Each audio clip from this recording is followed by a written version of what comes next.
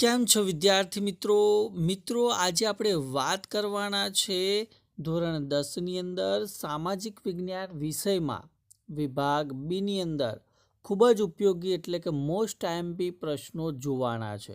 તો મિત્રો આ વિડીયોની અંદર જેટલા પણ પ્રશ્નો તમને આપવામાં આવે એ તમારે 100% તૈયાર કરી જ નાખવાના છે, કારણ કે વિભાગ બી ની અંદર આમાંથી જ પ્રશ્ન આવવાના છે. તો આ વિડીયોને અંત સુધી જોવાનું ભૂલતા નહીં.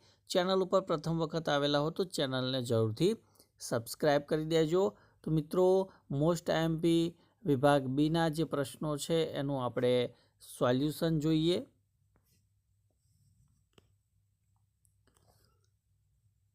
તો મિત્રો જે મોસ્ટ આઈએમપી પ્રશ્નો છે એ આપણે જોઈએ કે ભાઈ ભારત પ્રાચીન સંસ્કૃતિ ધરાવતો દેશ છે. આ વિધાન સમજાવવાનું છે.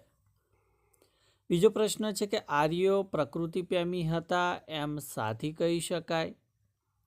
આગળ છે કે ભારતમાં ભાતીગળ સંસ્કૃતિનું નિર્માણ ક્યાં થયું છે સમજાવો. ઓસ્ટ્રેલોઇડ પ્રજાની લાક્ષણિકતાઓ જણાવો. વિદ્યાર્થી મિત્રો તમારા માટે આ મોસ્ટ આઈએમપી પ્રશ્ન બની શકે છે. ત્યારબાદ ભારત માટે હિમાલયનું મહત્વ ઘણું છે. આ વિધાન આપણે સમજાવવાનું છે. સંસ્કૃતિ એ જીવન જીવવાની કલા છે. આ વિધાન પણ તમારે સમજાવવાનું છે. અને નદીઓને લોકમાતા કહેવામાં આવે છે, તો આ વિધાન સમજાવો. તો આ પ્રશ્ન પણ તમારા માટે મોસ્ટ આઈએમપી બની શકે છે. ત્યારબાદ પ્રાચીન સમયથી ભારત દેશ પ્રકૃતિ પ્રેમી આબોહવા ધરાવતો દેશ છે. ત્યારબાદ ભારતમાં અગ્નિ એશિયામાંથી આવેલી પ્રાચીન પ્રજાનો વિગતે પરિચય આપો. પ્રાકૃતિક વારસાનો અર્થ સમજાવી તેમાં સમાવેશ થતી બાબતો જણાવો. નેગ્રીટો અથવા નિગ્રો જાતિ ભારતના સૌથી પ્રાચીન નિવાસીઓ છે, તો આ વિધાન સમજાવવાનું છે. દ્રવિડો મોહેન્જો-દડોની સિંધુ સંસ્કૃતિના સર્જકો અને પાષાણ યુગની સંસ્કૃતિના સીધા વારસદાર તરીકે ઓળખાય છે. વિધાન સમજાવો. તો આ પણ પ્રશ્ન મોસ્ટ આઈએમપી બની શકે છે. ત્યારબાદ ગુજરાતના ઐતિહાસિક મહત્વ ધરાવતા જોવાલાયક સ્થળો વિશે તમે શું જાણો છો તે લખો. ગુજરાતનો સાંસ્કૃતિક વારસો એના વિશે માહિતી આપવાની છે. અને મોગલોઇડ પ્રજા વિશે ટૂંકમાં માહિતી આપો.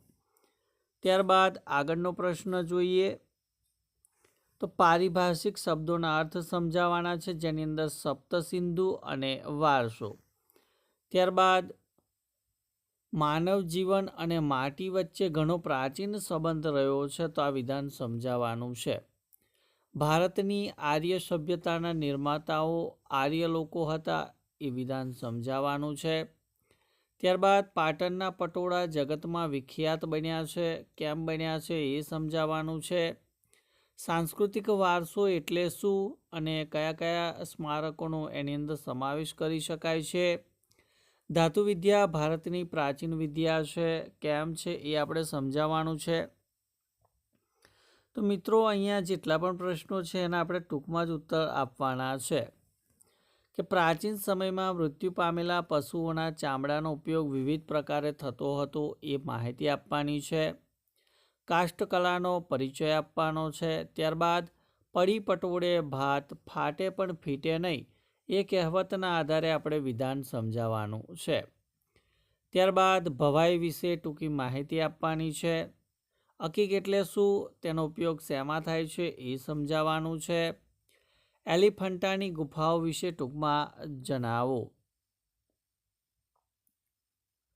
ત્યારબાદ મનોરંજન અને સંસ્કાર એ ભારતીય નાટ્યકલાની વિશેષતા છે, એ પ્રશ્ન સમજાવવાનો. કોણાર્કનું સૂર્ય મંદિર વિશે ટૂંકમાં માહિતી આપવાની છે. મહેમૂદ બેગડાએ ચાંપાનેર પર વિજય મેળવી રાજધાની બનાવી, એ વિધાન આપણે સમજાવવાનું છે. ત્યારબાદ અમદાવાદમાં આવેલા સાંસ્કૃતિક વારસાના સ્થળોની યાદી બનાવો. ત્યારબાદ વિશ્વ વારસાના સ્થળો રાણીની વાવ વિશે સમજાવવાનું છે. ત્યારબાદ કોણાર્કના સૂર્ય મંદિરને કાળા પેગોડા તરીકે ઓળખવામાં આવે છે, તો આ કારણ આપણે આપવાનું છે, શા માટે એને કાળા પેગોડા તરીકે ઓળખવામાં આવે છે. ત્યારબાદ હુમાયુના મકબરા વિશે ટૂંકમાં માહિતી આપવાની છે. બૃહદેશ્વર મંદિર ભારતના ભવ્ય મંદિર અદ્વિતીય સ્થાન ધરાવે છે, એ કારણ આપણે સમજાવવાનું છે. ત્યારબાદ તાજમહલ વિશે ટૂંકમાં પરિચય આપવાનો છે. આગળનો પ્રશ્ન છે કે દિલ્હી સ્થિત ઊંચો મિનારો જેનું બાંધકામ ઇલ્તુત્મિશે પૂર્ણ કરાવ્યું હતું તે મિનારા વિશે નોંધ લખવાની છે. ત્યારબાદ મહાબલીપુરમ પ્રાચીન ભારતનું એક જાણીતું બંદર હતું એ સમજાવવાનું છે. ફતેપુર સિકરી વિશે ટૂંકમાં માહિતી આપવાની છે. આગળના પ્રશ્નો જોઈએ તો ઇલોરાની ગુફાઓનો પરિચય આપો. વિવિધતામાં એકતા એ ભારતીય સંસ્કૃતિની આગવી વિશિષ્ટતા છે એ સમજાવવાનું છે. ત્યારબાદ વારસાની જાળવણી કરવી એ આપણા સૌની નૈતિક ફરજ છે, આ વિધાન સમજાવવાનું છે. પ્રાચીન સમયથી ભારત તીર્થભૂમિ રહ્યું છે એ વિધાન સમજાવો.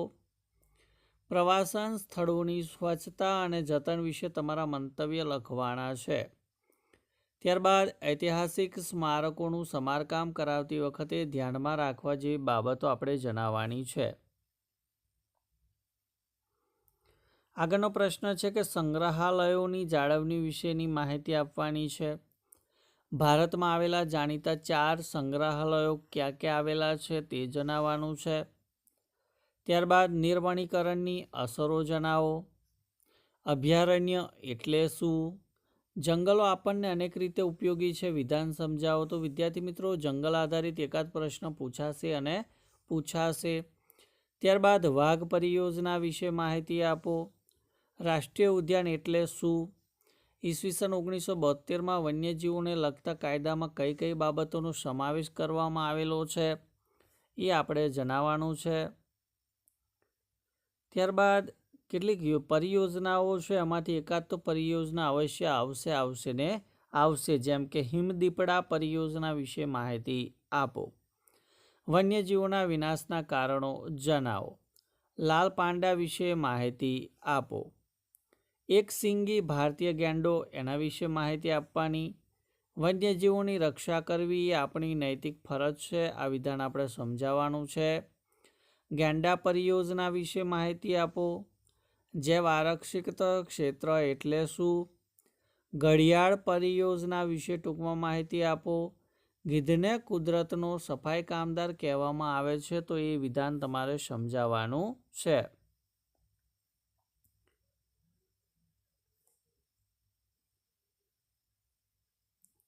ત્યારબાદ બહુહેતુક યોજના એટલે શું? સમજાવો. વૃષ્ટિ જળ સંચયના ઉદ્દેશો વર્ણવો. જળપ્લાવિત ક્ષેત્ર એટલે શું? તેનો ખ્યાલ સ્પષ્ટ કરો. ભૂમિગત જળના ઉપયોગો જણાવવાના છે. દક્ષિણ ભારતમાં તળાવ દ્વારા ખેતી થાય છે, શા માટે? તો એ વિધાન સમજાવવાનું છે. ભારતમાં સિંચાઈની આવશ્યકતા છે, શા માટે? તો એ વિધાન સમજાવવાનું છે. ઉર્જાના બિનપરંપરાગત સ્ત્રોતના નામ આપો. ત્યારબાદ આજના સમયમાં ખનિજો રાષ્ટ્રના આર્થિક વિકાસની કરોડરજ્જુ ગણાય છે, શા માટે? એ આપણે સમજાવવાનું છે. ચૂનાના ઉપયોગ જણાવો. ખનિજ એટલે શું એ સમજાવો. તાંબાની ઉપયોગિતા જણાવો. સીસાનો ઉપયોગ જણાવો. ત્યારબાદ જળ વિદ્યુત અને ઘડતરનું લોખંડ એના પારિભાષિક શબ્દોનો અર્થ આપણે લખવાના છે. આજના સમયમાં ખનિજ સંરક્ષણ ખૂબ જ જરૂરી છે, શા માટે? તો વિધાન સમજાવવાનું છે. આધુનિક યુગને ખનિજ યુગ કહે છે, શા માટે? અબરખ વિશે માહિતી આપો. આજે પરંપરાગત ઉર્જા શક્તિનો ઉપયોગ શા માટે વધ્યો છે? તો એ કારણ આપણે સમજાવવાનું છે. ત્યારબાદ લોખંડના ગુણધર્મ અને એના ઉપયોગો જણાવવાના છે. ત્યારબાદ ખનિજ સંરક્ષણના ઉપાયો જણાવો.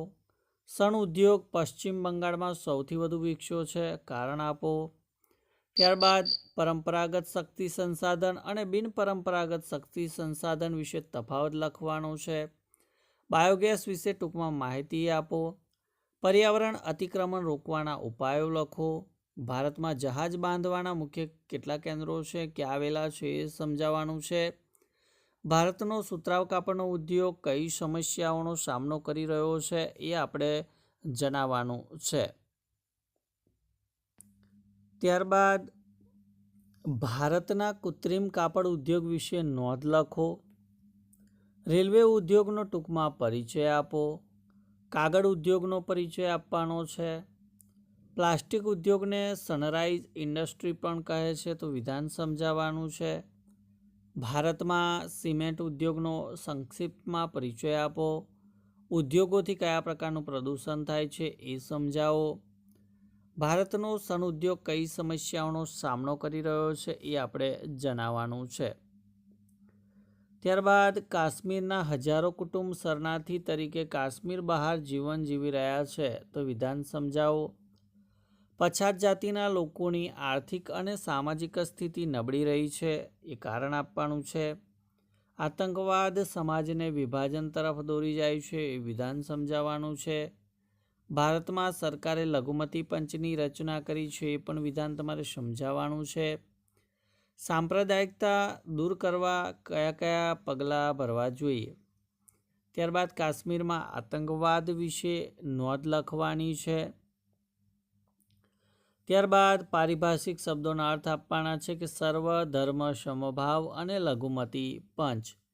ત્યારબાદ આતંકવાદની સામાજિક અસરો જણાવો. તો વિદ્યાર્થી મિત્રો, આ હતું તારીખ 18 માર્ચના રોજ લેવામાં આવનાર ધોરણ 10 સામાજિક વિજ્ઞાન પેપરમાંથી વિભાગ બીમાં જે પ્રશ્નો પૂછાવાની પૂરેપૂરી શક્યતા છે એવા મોસ્ટ આઈએમપી પ્રશ્નો આપણા વિડીયોની અંદર વિભાગ બીના આપવાનો પ્રયત્ન કર્યો.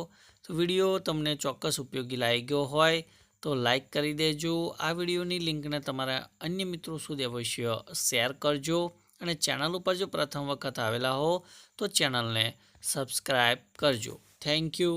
આભાર.